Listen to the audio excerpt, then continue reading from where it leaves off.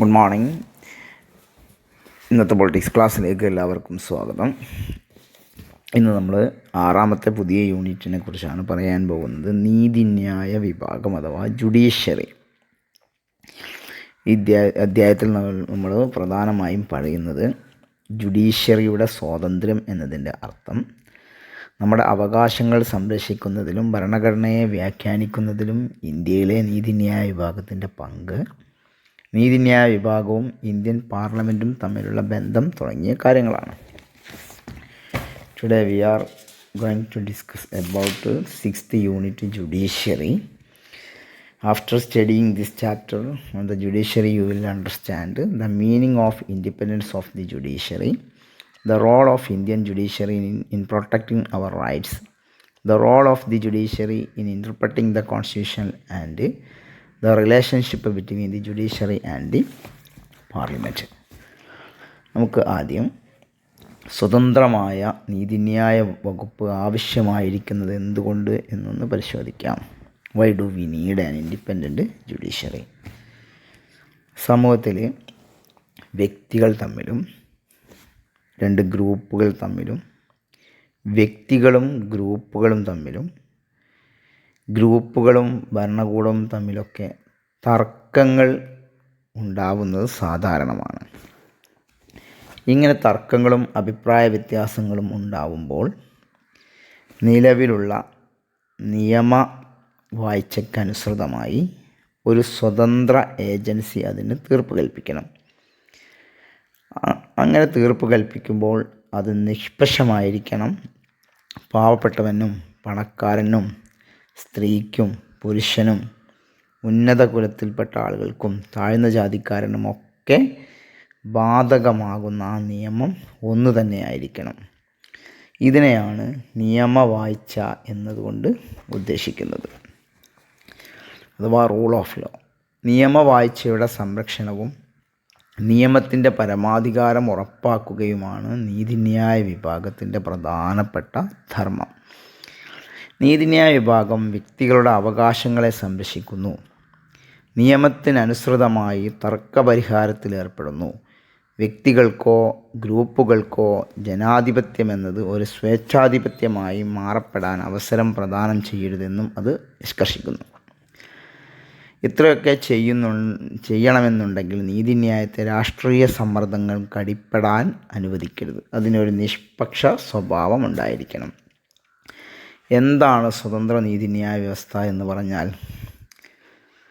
എങ്ങനെയാണ് അതിൻ്റെ സ്വാതന്ത്ര്യം നമുക്ക് ഉറപ്പുവരുത്താൻ കഴിയാം?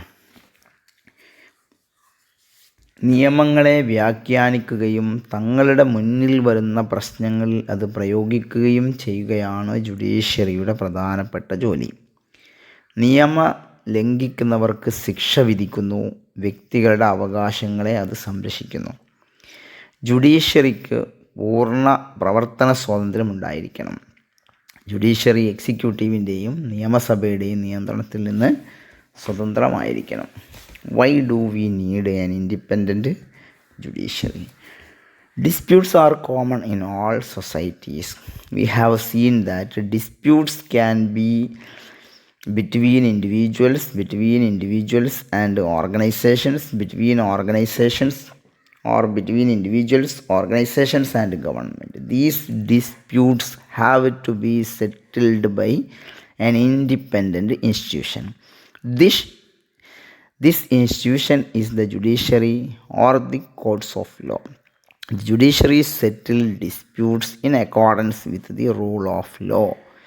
The rule of law implies that the law is the same for everyone. Law is supreme.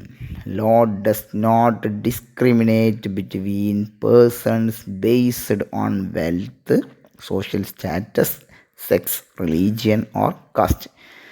All are subjected to the same law. The important role of the judiciary is to protect the rule of law. To protect the rule of law, the judiciary should be independent. It interprets the law brought before and applies them in individual cases. It punishes the lawbreakers and protects the rights of the individuals. The test of excellence of a government lies in the efficiency of its judicial system. The judiciary must be independent and must have complete freedom of action. നീതിന്യായ വിഭാഗത്തിൻ്റെ സ്വാതന്ത്ര്യം. നീതിന്യായ വിഭാഗത്തിൻ്റെ സ്വാതന്ത്ര്യം എന്നതുകൊണ്ട് അർത്ഥമാക്കുന്നത് ഗവൺമെൻറ്റിൻ്റെ മറ്റു വിഭാഗങ്ങളായ കാര്യനിർവഹണ വിഭാഗവും നിയമനിർമ്മാണ വിഭാഗവും നീതിന്യായ വിഭാഗത്തിൻ്റെ നീതി നിർവഹണ കാര്യങ്ങളെ തടസ്സപ്പെടുത്തുന്ന രീതിയിൽ പ്രവർത്തിക്കരുത് എന്നാണ്. അതായത് എക്സിക്യൂട്ടീവിൻ്റെയും ലെജിസ്ലേച്ചറിൻ്റെയും നിയന്ത്രണത്തിൽ നിന്ന് ജുഡീഷ്യറിയെ അല്ലെങ്കിൽ നീതിന്യായ വിഭാഗത്തെ സ്വതന്ത്രമാക്കണമെന്നർത്ഥം. നീതിന്യായ വിഭാഗത്തിൻ്റെ തീരുമാനങ്ങളിൽ ഇടപെടാൻ പാടുള്ളതല്ല.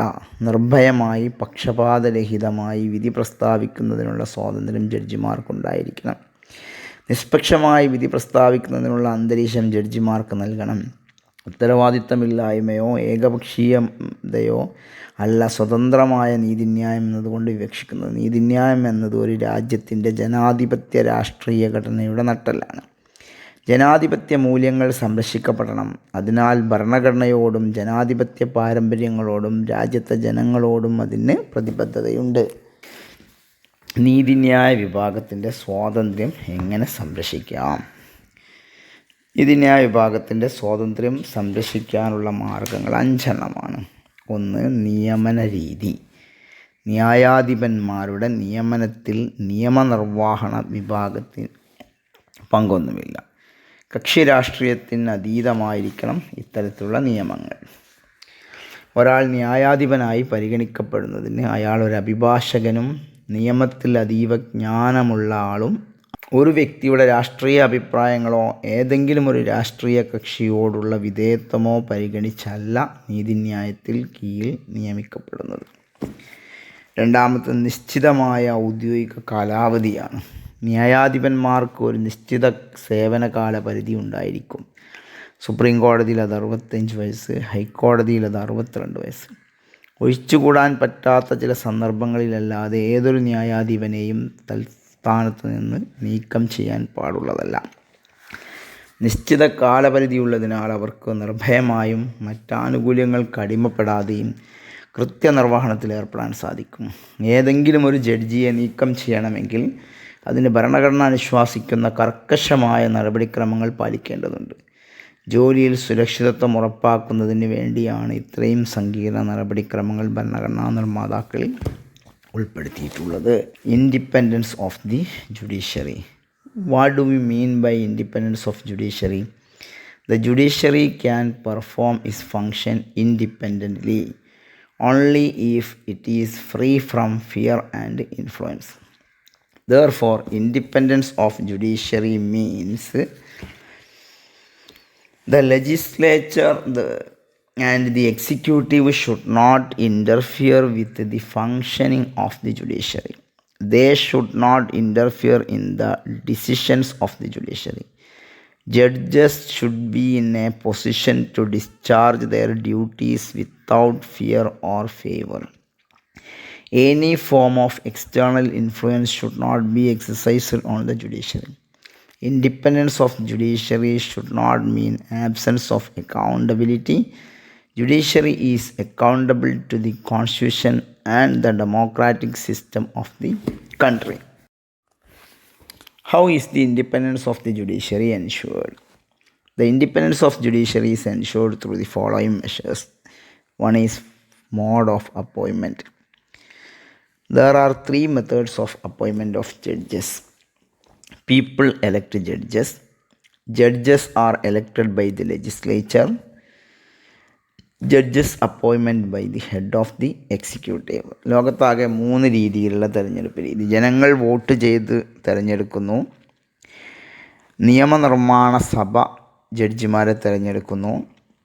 അതേപോലെ രാഷ്ട്രതലവൻ ജഡ്ജിമാരെ തിരഞ്ഞെടുക്കുന്നു. ഇങ്ങനെ 3 രീതിയുണ്ട്. ഇതിൽ ഇന്ത്യ സ്വീകരിച്ചിരിക്കുന്ന രീതി രാഷ്ട്രതലവൻ ജഡ്ജിയെ തീരുമാനിക്കുന്ന രീതിയാണ്. Second one, long tenure. Long tenure of judges is necessary to maintain independence of the judiciary.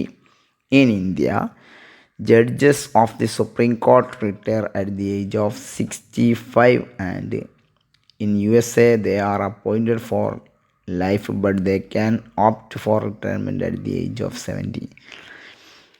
In India, High Court judges retire at the age of 60.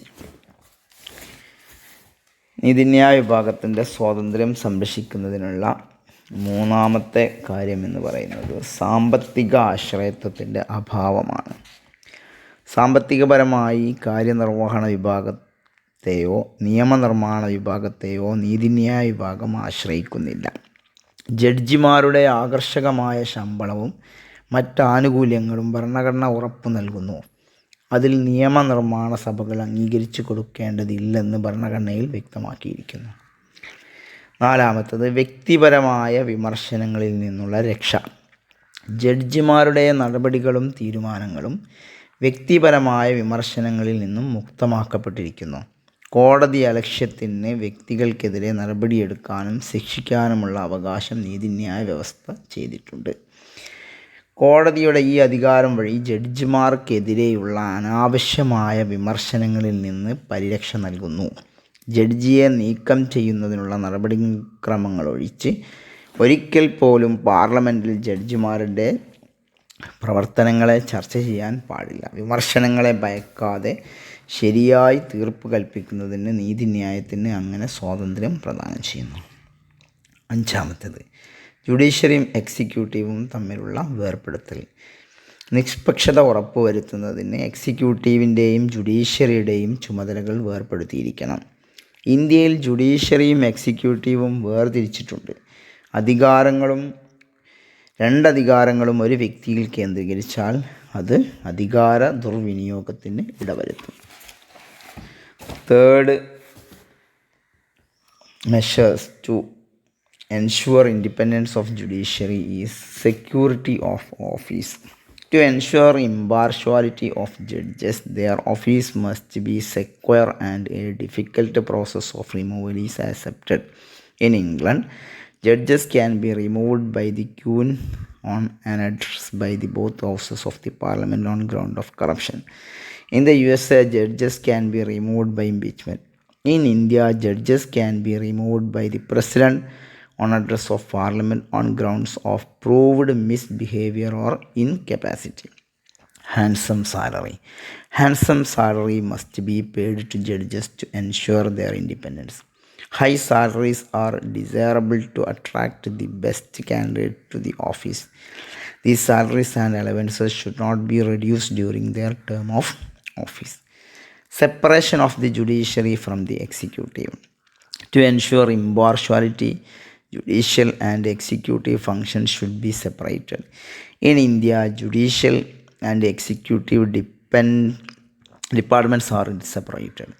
If the two functions are combined in one person, there will be abuses of authority. ഇനി ആറാമത്തെ ഒന്നാണ് restriction of practice after retirement.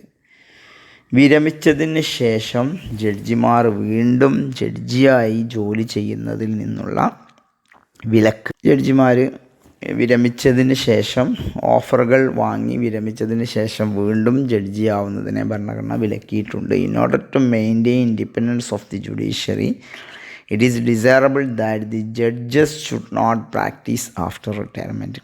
In India, the judges of the supreme court are not allowed to practise after retirement.